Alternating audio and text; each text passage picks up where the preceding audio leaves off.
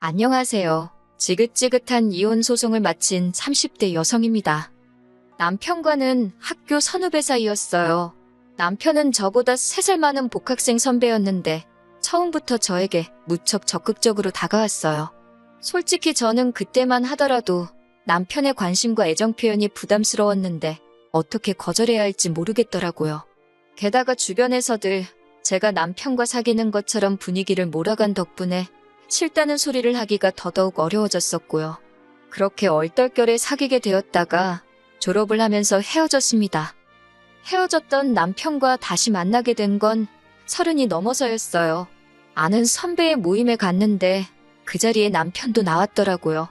어색하고 불편해서 먼저 자리를 뜨려 했는데 남편이 먼저 그동안 어떻게 지냈냐며 말을 걸어왔습니다. 그리고 한 번만 더 다시 만나자고 예골복걸 매달리더라고요. 그 무렵 제가 개인적으로 힘든 일이 있기도 했고 그래서인지 결국 남편에게 다시 마음을 열고 많이 의지를 했던 것 같아요. 그렇게 남편과 인연을 다시 만나고 양가의 허락 아래 결혼까지 하게 되었습니다. 하지만 막상 부부의 연을 맺고 나니 남편에게서 생각지도 못한 모습들을 보게 되었어요. 일남 3녀 중 막내로 태어난 남편은 자기 뜻대로 되지 않으면 자기 분에 못 이겨 할 말 못할 말 구분을 못하더라고요. 솔직히 어느 부부가 부부싸움 한 번 안 하며 살겠어요? 그리고 그 이유가 꼭 술이나 여자 문제처럼 크지 않을 때도 있잖아요. 그런데 남편은 아주 사소한 문제로 저랑 부딪히더라도 걸핏하면 이혼 소리를 입에 달고 살았습니다. 노력하자, 잘해보자가 아니라 이럴 거면 이혼하자, 갈라서자, 나가라. 그런 소리를 들으면서도 당장에 이혼하지 않고 버텼던 건 하나뿐인 딸 때문이었어요. 사실 남편의 막말이 시작된 직후 저는 바로 헤어질 결심을 했었습니다. 하지만 그 무렵 몸 상태가 영 심상치 않아 혹시나 하는 마음에 임신 테스트를 해보게 되었고 결과는 두 줄이었지요. 계산을 해보니 허니문 베이비일 확률이 높았고 상황이 원망스러웠지만 어쨌든 제 뱃속에 새로운 생명이 있다고 하니 이혼은 차마 할 수가 없었습니다. 그때만 하더라도 다니던 회사도 관뒀지 혼자서 어떻게 아이를 키울 수 있을지 감히 엄두가 나지 않았거든요. 그래서 그때부터는 내 딸 하나만 잘 키우자 그 생각만 하면서 살자고 결심했네요. 시간이 흘러 결혼한 지 4년차가 되던 해였습니다. 4년 동안 이미 남편의 막말에 어느 정도 익숙해져서 너머라냐 떠들어라 안 듣는다 하고 흘려듣기 일쑤였어요. 처음 작정했던 것처럼 오로지 딸 하나만 보면서 살았네요. 그런 와중 너무나 건강하시고 정정하셔서 90까지도 거뜬히 사시겠구나 싶었던 아버님이 하루아침에 쓰러지시더니 일주일을 버티지 못하시고 돌아가셨습니다. 문제는 장례식을 마치자 어머님께서 대뜸 당신은 제사 안 지낸다고 하시더라고요. 원래도 제사가 없던 집이라서 솔직히 저는 이상할 게 없다고 생각했어요. 그런데 순식간에 집안은 발칵 뒤집어졌습니다. 결혼할 때도 들은 바가 없어 전혀 몰랐는데 알고 보니 돌아가신 아버님과 어머님은 재혼한 사이셨더라고요. 재혼해서 같이 산 세월은 10년 남짓이었고 아무튼 제사를 지내지 않겠다는 어머님의 말에 신우들이 개거품을 물더라고요. 불쌍한 자기들 아버지 제사밥도 못 얻어먹는 거냐며 얼마 전까지 어머님이라 부르던 사람한테 박 여사님, 아줌마, 별의별 호칭으로 갈아내려 부르더라고요. 며느리였지만 그래도 제 3자로서 봤을 땐 솔직히 신우들이 이상해 보였어요. 그렇게 돌아가신 아버님이 불쌍하면 지들 중 한 명이 총대 메고 제사 올리면 되는 거 아닌가 싶어서요.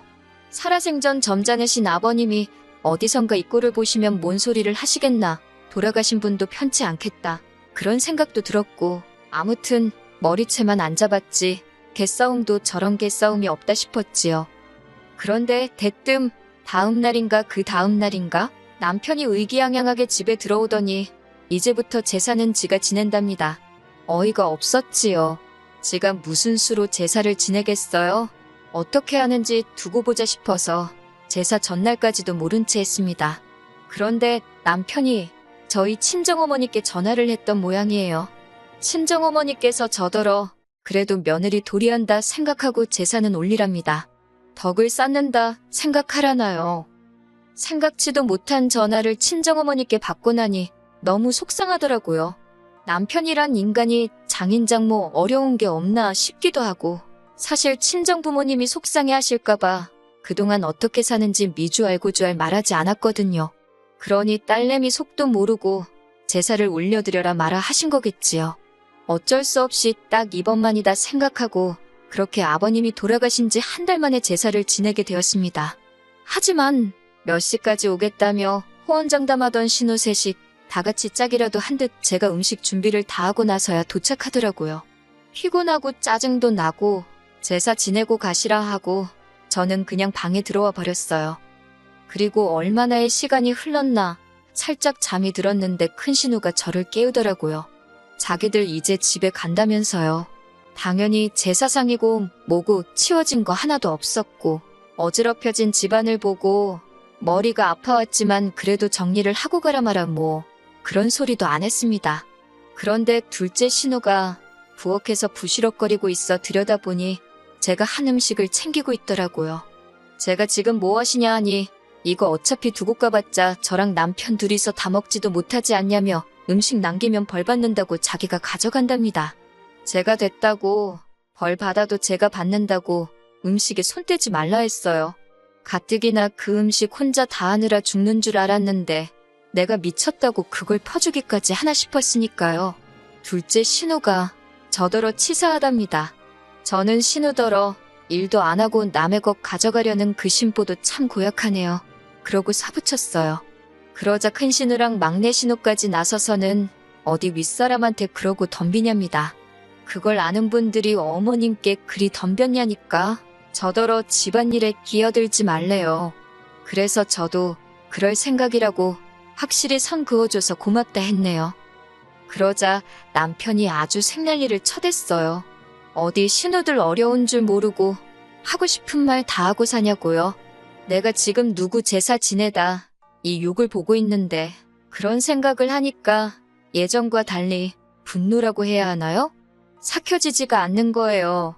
그런데 남편이 먼저 저더러 이혼하자입니다.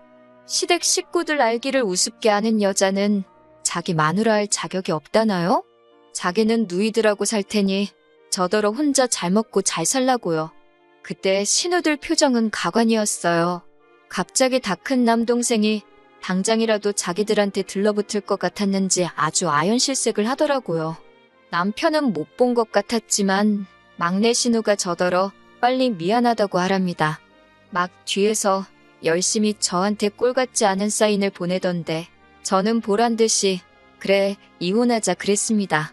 아주 담담하게 이혼하는 게 좋겠다고 했어요. 그러자 이번만큼은 남편도 약간 주춤하는 기세를 보이대요. 그리고 이튿날 남편이 집을 나갔습니다. 처음엔 평소처럼 출근한 줄 알았는데 퇴근할 시간이 지나도록 집에 안 오더라고요. 걱정은 하나도 안 되었지만 그래도 어디 가서 비명행사한 건 아닌가 싶어서 전화는 한번 걸어봤어요. 그랬더니 또 그건 봤더군요. 한다는 소리가 자기 기분 풀릴 때까지 안 들어갈 거랍니다. 생활비도 안 줄 거라고 그래요. 어이가 없어서 그냥 빨리 협의 이혼하고 깔끔하게 갈라서 자니까 그건 싫다면서 자기 없는 동안 제가 뭘 잘못했는지 반성하랍니다. 어이가 없어서 전화기에 대고 신나게 웃은 다음에 제발 집에 들어오지 말라고 했어요. 이후로 저는 친정부모님에게 그동안 제가 겪은 일을 털어놓았습니다. 전에는 그래도 시집간 맏딸이 부모님 걱정시키는 건 자식된 도리가 아니다 싶어서 어지간한 일은 말씀드리지 않았거든요. 부모님께선 제 이야기를 들으시곤 말 그대로 당신들 가슴을 내리치셨습니다. 앞으로 어쩔 거냐고 물어보시길래 일단 직장을 알아볼 생각이라 했어요. 남편인지 뭔지 그 작자가 언제 집구석에 기어들어올지도 모르겠지만 더 이상 그 인간 돈 한 푼도 쓰기 싫다고요. 이후로 친정의 아이를 맡기고 저는 회사를 다니기 시작했습니다. 사실 저희 딸이 10달을 채우지 못하고 8개월 만에 세상 구경을 했어요. 그렇다 보니 처음부터 돈이 좀 많이 들어가게 되었는데 남편 벌이가 괜찮았거든요. 저한테 좋은 남편은 아니었지만 아이한테는 경제적으로 좋은 아빠였지요. 그래서 솔직히 치사하고 더러울 때도 있었지만 그래도 돈 타서 쓰는 죄다 생각하고 어거지로 참고 사는 거예요.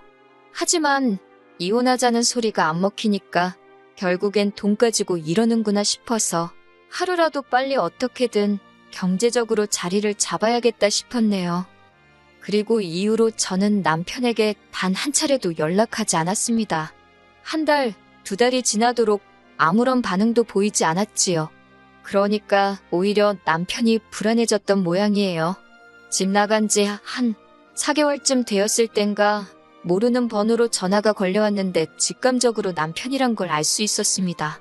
저는 그 전화를 일부러 받지 않았고요.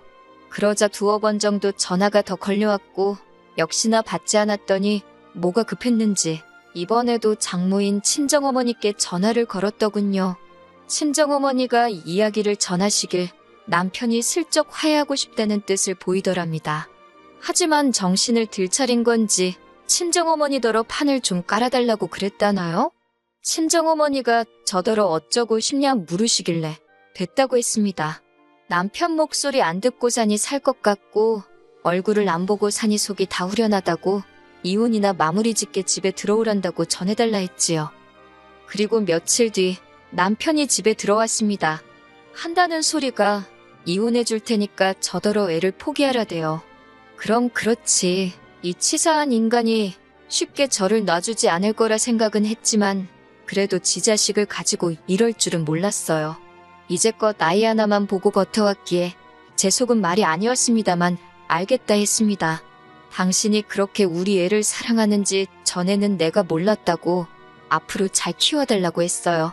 그러자 남편이 어떻게 엄마라는 사람이 그렇게 쉽게 자기 애를 포기할 수 있냐고 오히려 난리를 치더니 급기야는 아주 발악을 하더라고요. 못 준다고 할 땐 언제고 가지라니까 난리냐고 저도 악을 썼어요.